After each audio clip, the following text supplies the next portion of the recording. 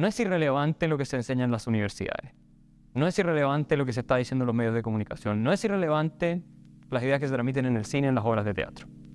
No es irrelevante lo que ustedes discuten en los cafés o en las borracheras con sus amigos. Todo eso es relevante, porque es la forma en cómo vemos el mundo la que termina influyendo el mundo. Las ideologías son materias de fe antes que de razón, y subsisten pese a las abrumadoras pruebas en contrario. El problema que tenemos es que nosotros los seres humanos no somos tan racionales como mucha gente cree. Si fuéramos racionales, todos deberíamos votar por políticos partidarios del libre mercado, porque la verdad es que toda la evidencia dice que ese es lejos el mejor sistema. Toda la evidencia apunta en ese sentido. Pero tenemos, sin ir a los casos concretos donde se pueden ver actitudes que no son así, tenemos un enorme poder de malinterpretar la realidad. Hay un divorcio, usualmente un divorcio entre la experiencia que tenemos y la interpretación intelectual de esa experiencia. El mejor ejemplo lo da Jean-François Revel cuando analiza el mayo del 68 en Francia y en Occidente y dice: ¿cómo es posible, se pregunta Revel, que habiendo estado en la Francia más próspera de la historia, obviamente un sistema capitalista en ese momento, sigue siéndolo con bastantes peros, pero sigue siéndolo, todos estos jóvenes hayan salido a las calles a protestar en masa, no solo en Francia, sino que en distintos zonas en Occidente, casi enteros, a endosar el sistema del socialismo soviético, a celebrar eso, que se estaban muriendo como los ratones y que lo estaban masacrando y todo el mundo sabía, pero no, ellos salieron y generaron todas estas revueltas. Y dice Revel, bueno, esto tiene dos factores. El primero es que toda la cultura y la opinión pública está manejada por intelectuales de izquierda. Yo le creo esa explicación. Yo creo que tiene mucho que ver con las ideas predominantes. La derrota cultural del capitalismo, de la cual también habla Michael Nowak.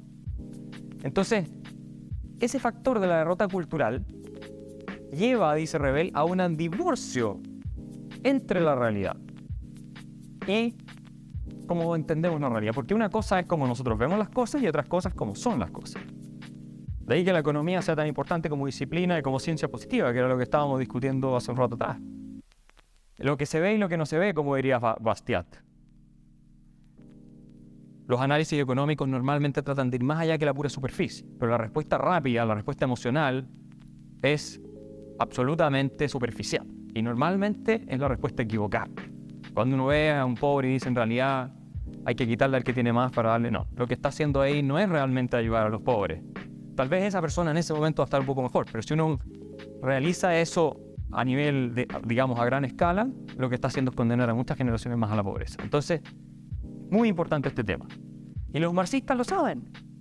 Fíjense ustedes que Louis Althusser, uno de los marxistas más famosos del siglo XX, tiene un libro que se llama La filosofía como arma de la revolución. Y él pone un especial énfasis en la captura del lenguaje. Las palabras, cito textual, son verdaderos calmantes, explosivos o venenos, dice Althusser. Cuando ustedes interpretan el capitalismo, que es un concepto que además no viene de nuestro sector, el primero que lo populariza un marxista, Werner Sombart, o cercano al marxismo, que después se pasó al nacionalsocialismo. Cuando ustedes entienden capitalismo o democracia capitalista o cosas por el estilo, como ese sistema en que las clases están en contradicción inevitable, se genera un efecto emotivo en ustedes que va a llevarlos a rechazar el sistema, automáticamente. Si ustedes no entienden cómo funciona, y hasta el día de hoy, el capitalismo es un sistema, incluso muchos liberales te dicen esa palabra, ¿por qué no usan el sistema libre, mejor libre empresa, qué sé yo? Ahí tienen un claro ejemplo de la distorsión del lenguaje. Les voy a recomendar un artículo de George Orwell, que se llama Politics and the English Language, donde Orwell dice y explica cómo las palabras corrompen el pensamiento. Orwell dice, el discurso político ha sido diseñado para que el asesinato parezca respetable y las mentiras tengan la apariencia de algo sólido, cuando no lo son.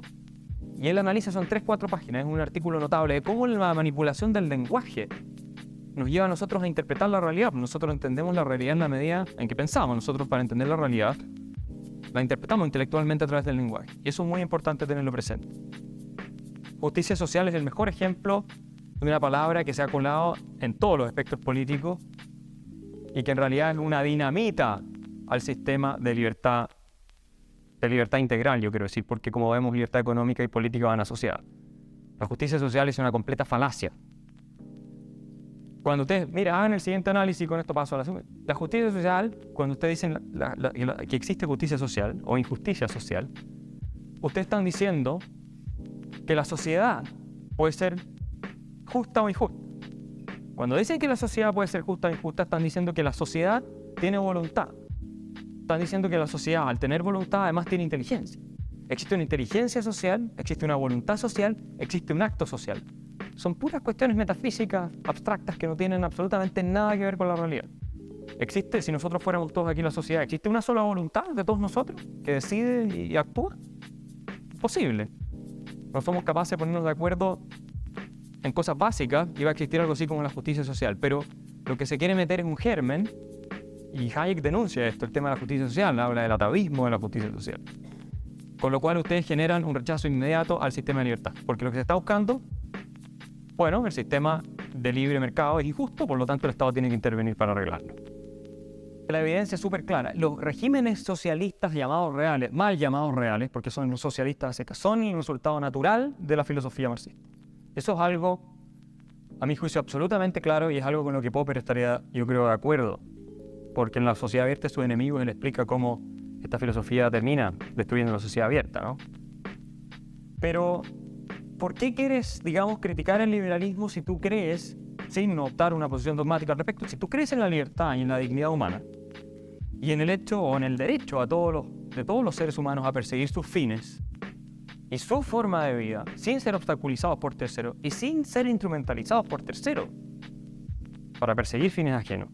Si tú crees en eso, en la libertad, entonces simplemente no puedes ser marxista, tienes que ser liberal. Porque el marxismo es una ideología que destruye, suprime, ya a nivel conceptual y después a nivel práctico, al individuo. Solo existe colectivo.